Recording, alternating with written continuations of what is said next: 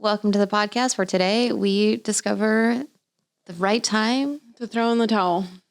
towel. So I Googled, when is the right time to throw in the towel to see like what would populate. And it was like in a relationship, in a marriage, in potty training. Like it was all very much like relationship. Nothing, obviously, because I think that you'd name it something else if it was about work, like when to quit.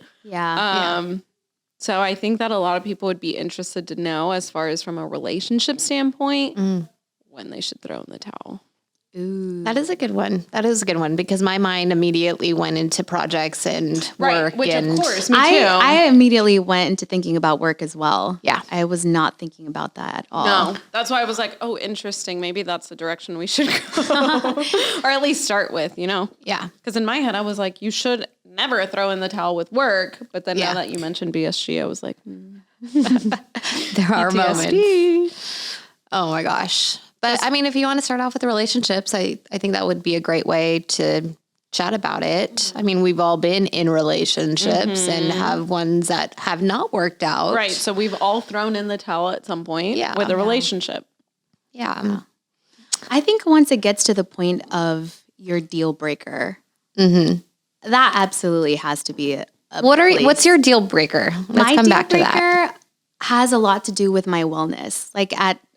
Once I get to the point where I literally, this is affecting, my physical being, I'm out. I can't. And I'm the type of person that I will definitely work at it. I'll do the work. So for me, I know it's not just okay, this isn't working out. It's affecting, my health, my mind. I'm throwing in the towel. That's not what I mean. I mean, I've put in the work. I've put in the effort, and this has become a one-sided thing. At what point, I can't want this change more for us and not have you, put in contribute. Reciprocate. So for me, my breaking point is once it gets to my well-being where I physically am just I can't do this anymore because I've been there. I have been there. And so I'm that's it. To me, that's one of my deal breakers. Yeah. In what way did that show up for you? How long do you think you took for it to feel like this is the end? Or this is the time? I'm really bad with time frames. It's okay. So 5 years. It was actually 2 months, Sandra. Felt like 5 years. Yeah. Because it's not like it happens overnight, actually, right? The 5 years It sounds about, right. Sounds about right, though. But no, it's not something that happens straight overnight. But what was your question again? How long do you think you took, right? How long was it until you realized that, hey, I'm going to throw in the towel? Because again, it doesn't happen overnight and you're talking about your well-being and whether it's mental, physical, all that good, all of that stuff. So how long did it take for you to realize this is actually affecting you? Yeah. I remember a specific moment where I took some time to really reflect, and I just remember thinking and seeing who I had become, and my level of energy was just so drained. Yeah. It gets to the point where mentally you feel like you're hitting a wall. Yeah. And there's for me at least, it was a position where I'm I literally have done everything that I possibly could do. I've read the books, I've gotten the counseling, I've talked to this person, and it was very much a one-sided thing. I think that has a lot to do with it in relationships as well. If two people are putting in the effort, then I think maybe the timeline could go a little bit longer in making it work if it ends up not working out. Yeah. But when it's one-sided, I think that timeline is, I don't know, it just seems like it would be shorter for me. But it was definitely years, because it takes, like you're saying, change doesn't happen overnight. So you do have to be patient with that.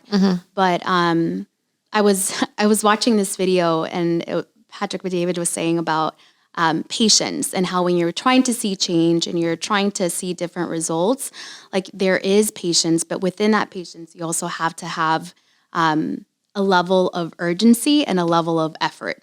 And if any of those three things, level of effort, urgency, and patience is missing, like you're not going to see change. So I think that being patient is important, but also like the work and the effort that you're putting in within that time frame is so important. And for me, it was one-sided, and I just was like, I can't. Because I just started to see the changes happening in me, and I was depleted physically, mentally, emotionally, that it was like, this is it. Like, I've done everything I possibly could. I can't anymore. Yeah. So at that point, for me, when my wellness comes into question, it's just like, I'm done. I'm throwing in the towel. So, and I had to come to terms with that, like being okay with throwing in the towel. Yeah. Like I had to be okay with that. And Like I think that really that's, accepting The that you were consequences doing. of it, yeah. Yeah, because I think that, you put in so much effort and Time, energy. and especially for me, relationship wise, it's like, no, I can't throw in the towel. Like, Right. can't. Because then you're a failure to yourself. You're like, you're Exactly. giving up on something that you wanted for so long, or someone that you love. yeah. But Yeah, and I think that's part of what dragged it out so long for me too. Is like, no, I can't give up, and I had to come to terms to that, where it's like, no, like this is not okay anymore, and you have to be okay with the fact that you are going to throw in the towel. That was hard. Yeah, that was hard, and I was like, crap. Okay, like this is it. That's a hard one. Because even at those moments, it does feel like everything might just be coming down, like shattering, or like you're hit, you're like, or it feels can like be empowering. yes, like you could have both things. Like in the beginning, like you said, you have to come to terms with it. But then in that moment, it can feel very like low, like, am I doing the right thing? Is this right? Is this correct? But then at the end, on the other spectrum, is like, it is empowering, because giving yourself that reflection, or the reflective moment of like, oh, I'm actually accepting what my decision is. So that at that point can feel very empowering. Well, I think that the piece of feeling empowered comes with the amount of work and effort that was put in. Yes. Too. Because if I would have thrown in the towel without putting anything, I think maybe later on I'd be like, well, maybe I could have. Did I try my Did I best, try- hard yeah. enough, Did I whatever try that might hard be? enough? But knowing myself, I commit. When I commit, I give it my all, Yeah. and I will do whatever possible to make it work. But if it's not reciprocated, then that's different. Yeah, piece of empowerment comes from it comes from like the work that you have done. Yeah, because if I would have not put in the work, then I would have probably been considering, or just had all this mind drama of, well, it could have worked if maybe I would have tried this or that. But no, I did feel very empowered with my decision because of the amount of work that I put in. Nice. Yeah. That's good. You control what you can control and try to influence what you can. And yeah.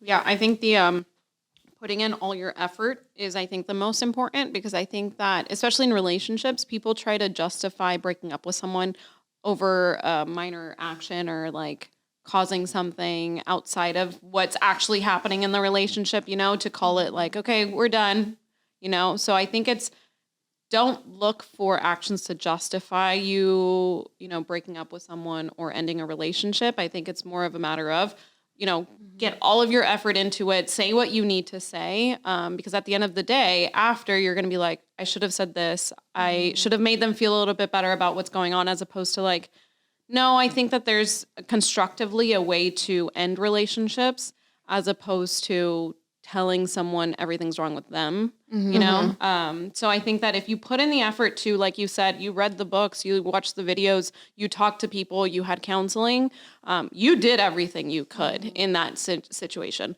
So I think that if you do that, then there's no reason to not feel empowered. Because I mean, in my examples, in my experience, I've felt very empowered after the fact, because I'm like, okay, like a flip literally turns when I know that, hold on. Yeah. Like take a step back. What are you doing? Yeah. Because you've done everything you can and that is not being reciprocated. And that's when I'm like, you don't want it? Yeah. Okay. Yeah. Toodaloo. It's funny that you're mentioning that switch because it is a thing that happens. Oh, yeah. Yeah. Oh, yeah. And then I love after the that. fact, who knows? They might come back and go, oh, what? But wait. And it's like, no. Now it's a matter of like, you want what you can't have. And I did everything I could in the however months, years, whatever it is, that you didn't want then. So why now? So at that point, you've also become an extra level of empowered because it's like, now you want it, not going to give it to you. So I don't know. Just throwing in the towel is sometimes can be fun, you know? Like at that point, it's like, all right, something better is there for me. There was this instance. So I am happily married with my husband, Charles, now for over 3 years. But there were even a moment early on in our relationship where I come back to this moment because it was very emotional for me. We had been traveling. We went up to Washington to go snowboarding for like the Thanksgiving week or whatnot. Thanksgiving or Christmas, one of the holiday weeks. Anyways, I was actually getting very flustered on the mountain. Like it was a very emotional experience for me because one, back then I wasn't as good as I feel like I am currently now. So I was still learning. I was not I was not utilizing the board that I had. So I had my friend's board. So it was like a little bit different. And I remember even in the moment where I felt like I was almost failing at boarding and I was like pushing, like almost projecting it over to myself and Charles. And so I had this moment, I was like, I could just fucking quit. Like this is a moment I leave. And then I was like, wait, get yourself together. Like you're literally in a different state. You flew over. You're not even at home. Like you can't just go back home and you're good. And so even in these moments, like for whatever reason, it was like that emotional decision that I wanted to potentially do. I'm like, we're not even a thing. Like, why do I have to keep doing this? Like, I'm really frustrated with myself, but I honestly wanted to break up with him on the mountain. Honestly, because I was just like, I had it. Like I had it up to here for no reason except I was honestly just flustered with myself and I was not doing the best that I could.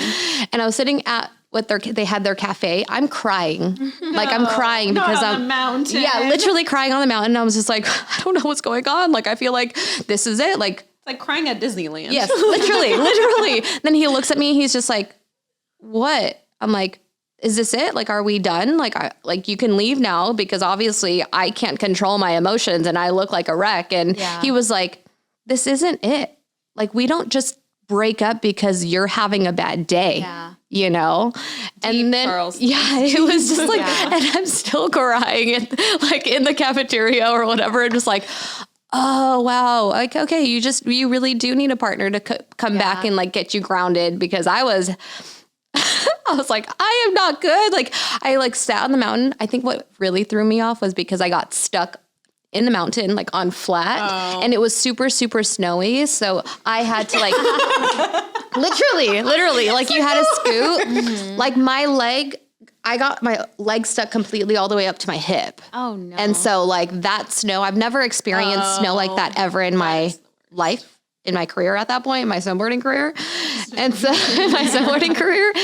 so I'm just like, trying to get out of this mountain. I'm like, oh my God, am I a bad person? Like, do I suck? Am I not this great? Super emotionally compromised. Super emotionally compromised. Below the line. Yeah. So below the line. I'm like, I have to break up with him because he's seeing me at my worst. Just the only option. The only option. But no, and like in this moment I'm sharing this because I'm like, there are moments in which you throw in the towel and some moments in which you're like, no, I actually have to get over my own, whatever my insecurity is at that moment, because it's just me. It is the mind drama that is happening, which, it happens in life. But like, even in my previous relationships, I knew I wasn't actually going to marry them. And that's one of the reasons why, like, it's either you're going to marry them or not, right? You're going to break up with them. That's the only option. Yeah. And I knew, like, even like one of my other longest relationships was that he wasn't the type of person I wanted to be with for the rest of my life. you know, like he was kind of lazy.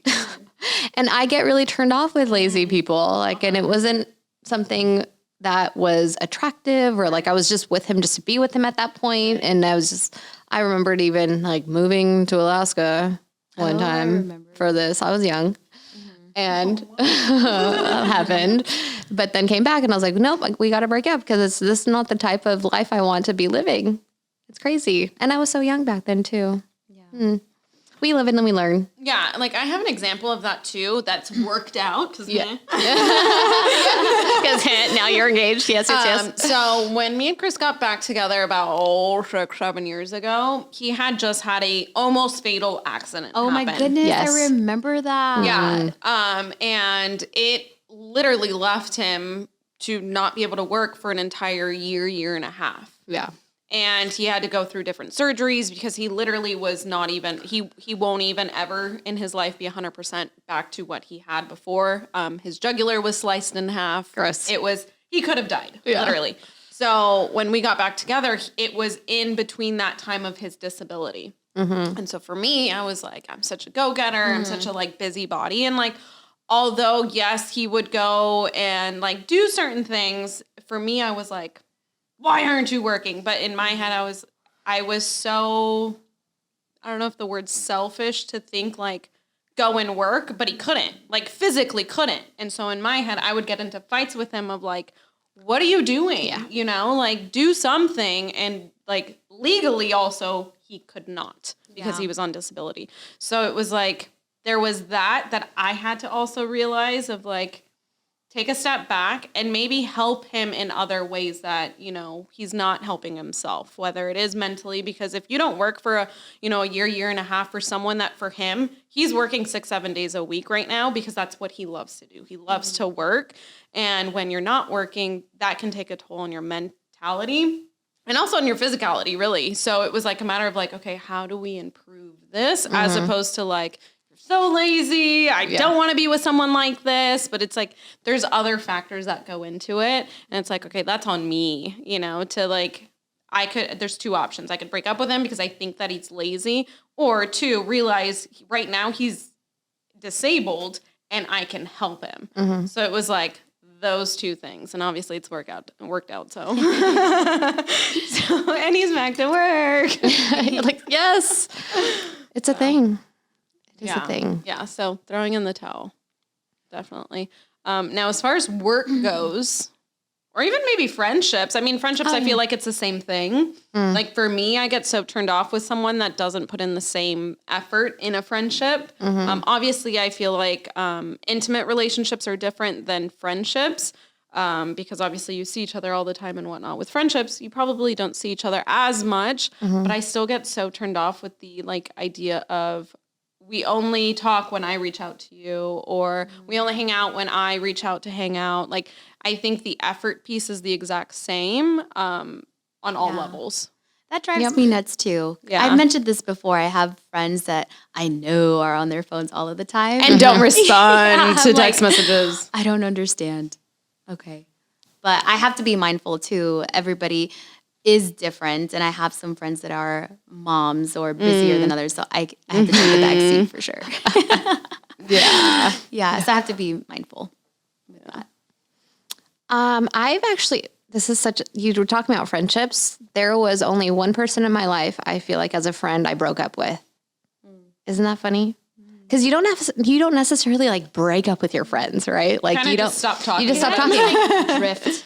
Yeah, like you just kind of like life happens. You're kind of ghosting each other. Right. But I remembered specifically breaking up with her because she was almost a little bit too aggressive in our friendship. If that makes any... Too protective. Yeah, like too protective. And then always possessive and also like wanted everything done her way.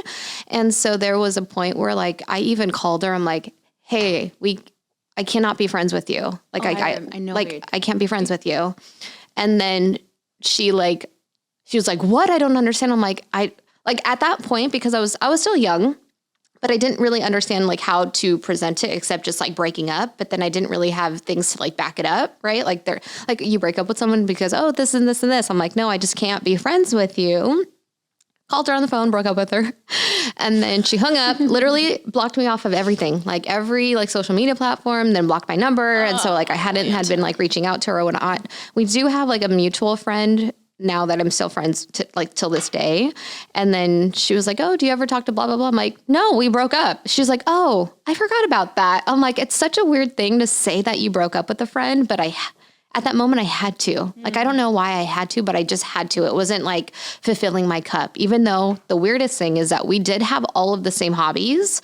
Like we were rock climbers, we did yoga together, and like, you would think that we would connect on a great level, but it was just one of those moments I was like, I just can't, I can't be friends with you. Like I cannot be friends with you right now. But it is interesting because that was the only person I've ever had to do that with. But still till this day, I will randomly think about them. Like, did I give them enough? Like, did I work hard enough for this friendship? Yeah. Because I think at that point, I just threw in the towel. Yeah. I've learned that I have to be extra intentional with friendships. And even nowadays, yes. Even to these, Right. like nowadays, I'm like, crap, I could really be a better friend. Mm-hmm. Yeah. I'm going to use this example, but with you, Molly, I remember when you got sick and you reached out to me and you're like, I'm hurt because you didn't, ask if I was fine. Yes. And I literally, and I love you, Yeah. And so that for me was like oh my God, I could possibly, cause this kind of like pain to my friend. God. Yeah. Yeah. So I've had plenty moments where I've been checked like that unintentionally, right? Yeah. But I'm glad that I have been because it's made me more aware because it is a friendship. I don't know. I don't know if there's this unspoken like, yeah, we're always going to be friends. And, and I think that that's how you drift apart because you just think that it's kind of like family, right? Like, oh, we're family. So you automatically love each other. You automatically Have each other's backs. Exactly. But those moments, and that one in particular was a wake-up call to help me realize you have to be just as intentional in friendships as in romantic relationships, in your family relationships as in everything else that you care about. And even then now, even with my other best friends, I'm like, oh crap. I have to get better and be more intentional. And I do admire other people who I can see are very intentional or go the extra mile. And I try to learn as best as possible from them because I've made my fair share of mistakes in my friendships and I have lost certain friendships in the past. Again, unintentional. And to this day, I look back and I'm like, it hurts. Yeah. Like, it really hurts. And just being aware that for me, I do have the capacity to hurt somebody. And I don't know, I'm just like walking aloof like, I can't. No, you can. And you have to be mindful of that. So for me, that was one of the moments I was like, oh, crap. So now whenever you get a little cough, I'm like, are you okay? I know. I'm over here like, are you okay? Do you still have your head cold right now? Yeah. I appreciate you bringing that up because that was actually I'm an emotional person. But I actually, because in that moment, it was the time of COVID. Yeah. I felt extra alone, extra isolated. And so Which is like my favorite time. So I was like, nobody talk to me.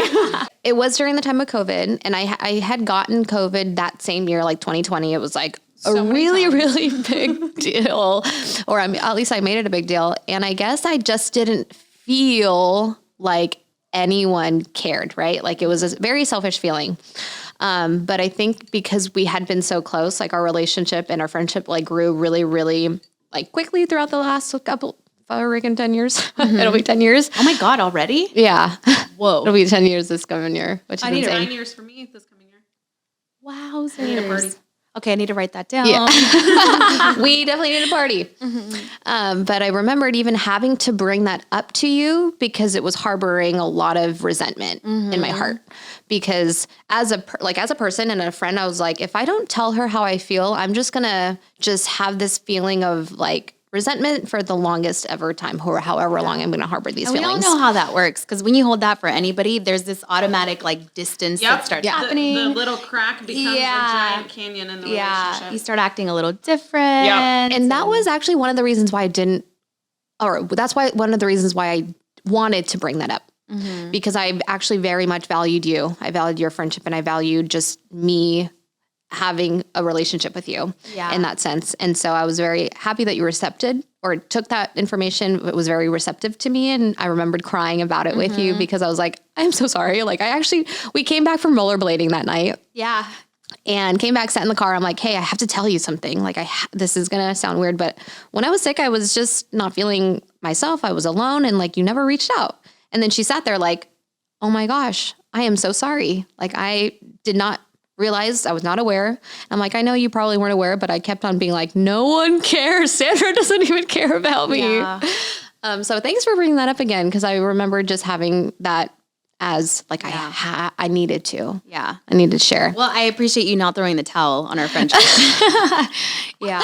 And I did not throw in the towel for Sandra. Yeah. The towel is still here. And we have it on our heads. I think an important piece to that is understanding the other person's love language. Because, and I mean, granted, I like to show love language to someone else in the way that I obviously like it. Like, for example, like I love when people get me coffee or food. Okay. What do? I send people drinks and I'm like, thinking of you or like, have a great Monday. Yeah. And that's how I'm like, there's my, quality time with them. Yeah. And I think although maybe sometimes people don't care for that stuff, it's like, okay, you got to figure out what it is that they do care about, whether it is the quality time or just like a quick FaceTime or whatever it is, I think can make a world of difference. Like for you, words of affirmation, right? So knowing that, like, oh, Molly, like, Just tell me I'm okay. Oh, thank you. Thank you. God. That's all I need sometimes. Yeah. So I think that that's a really important piece before you throw in the towel. Like, are you really understanding them fully, or are you doing what you think is best for the relationship? Yeah. Well said. Well said. Thanks. Clip that. What about for business? I know. Whoa. No. Whoa. So we have experience in throwing in the towel on a big project that we spent, a year and a half? Yeah. About a year and a half on? Yeah. So It ran its course. it ran its course. Yeah, we learned. And what ended up making us throw in the towel, I think, is one, the money. The money. But then also just not having the capacity to fully make it our number one thing that we were putting effort into. Yes. I think it was in such a pivotal moment of Fenix that there was so many things that we were trying to accomplish that this started to like become like last The back burner. priority. And so it was like, we got to the point of like, we could totally make this something, or we can go in all these other new avenues that we were presented. Because it was fun. We learned a lot. Yep. Sold some tongs. We sold some flipping some tongs. things, we put in the effort, but I don't think that we put everything we could have. But I think it was just a level of capacity that we didn't have. The bandwidth And the amount of actual time and effort it actually took to do it. And we did not give it our all in that. I'll say that for myself.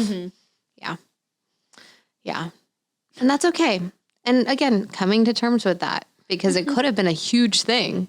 It could have been, but then learning later down the line, only like 1% of the people are actually very successful in this drop shipping business. Yeah. But I mean, again, if that's our number one thing, Yeah. we would have fucking blown it up, right? Yeah.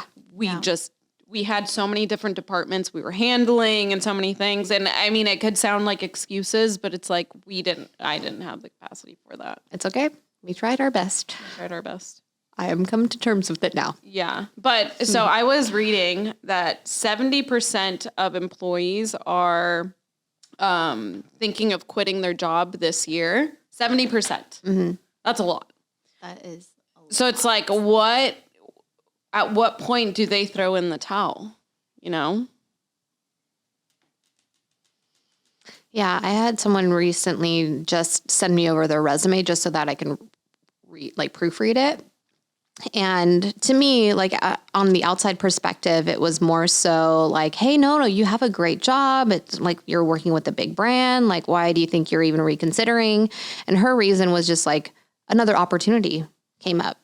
And I'm like, okay, cool. Like that sounds like a great deal. Like if you're working with a bigger and better brand, that sounds awesome. So in my head, I'm like, if you think about whether or not someone is quitting, is it just because do they just hate their work environment? Is it the culture? That number is accumulated all. Like if they have a better opportunity, or they just don't like what they're doing, or they think that there's something better out there. I think it was just a combined number. Yeah. It is interesting though, but that's a high number. Yeah. I mean, last year was the Great Resignation. So but a good chunk, and I don't have the statistic for it, for how many people ended up regretting the move from one job to another just because they thought it would be better. But, yeah. It's a thing though. People do, 6 months to a year at one job, find something better on the grass is greener side. Yeah. And they might hate it. Who knows? It's all a gamble at this point. But when do you think would be appropriate to actually throw in the towel when it comes down to a business? I think that we can also tie into what we were saying about relationships. You have to make sure you're putting in the full effort, having conversations with your management of like, hey, this is how I'm feeling. Maybe they just don't know. I don't like when people just assume that everyone knows how they're feeling and assumes that, what's going on their end. So I think being fully transparent with your management, to see like, hey, this is where I'm struggling. Is there some way to get support there?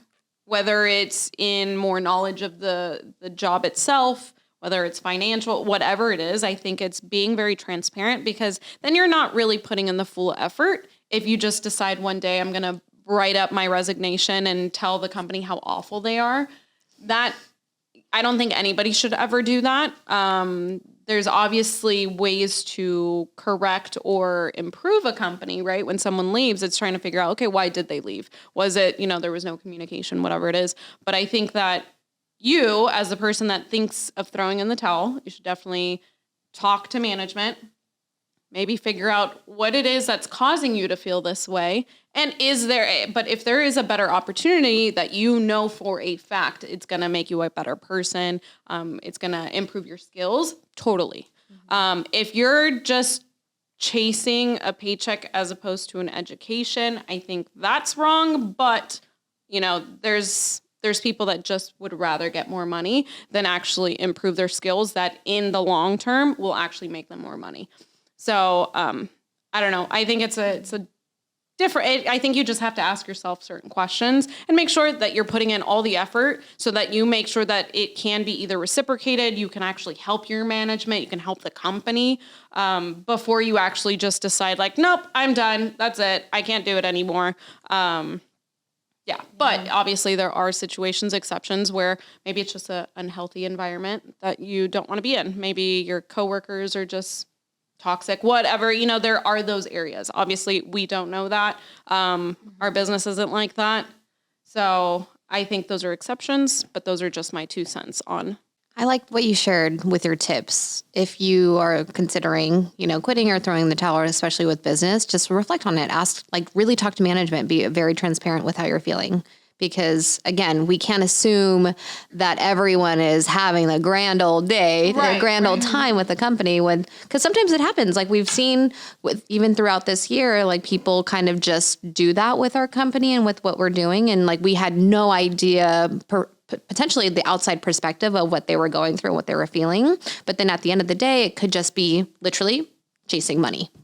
Right? Like people are just chasing money rather than an actual opportunity, which, it could be an opportunity. To each their own. Yeah. And that tends to happen, right, with like a younger workforce. I was reading that a lot of like Gen Zs are who people are like least likely to want to work with because employers are least likely to want to work with? Or want to work with, or they're like not liking them as much because there isn't communication skills where they're just so scared to talk to their management, which I think we've seen that too, right? Like they just decide on a whim because they talk to someone outside in their own circle of like, you should be paid more and you should work less and you should work from home all the time. And I'm like, you guys are not.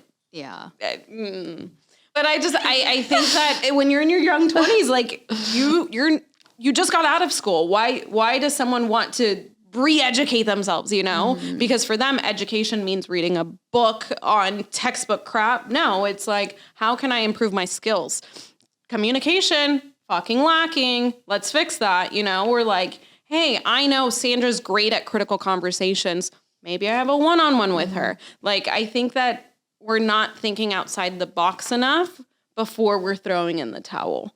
And because you also have such a level of, I think, people behind you, whether it's your parents who are a different generation, you know, that generation, for example, my family, they're like, well, not my family, my parents are like, you should go back to school, get your master's because that increases your paycheck. And it's like, no, it doesn't, you know, because, and I was just on a call with Sabs. It's like, I bet you couldn't pass any of the tests that you took back in college right now.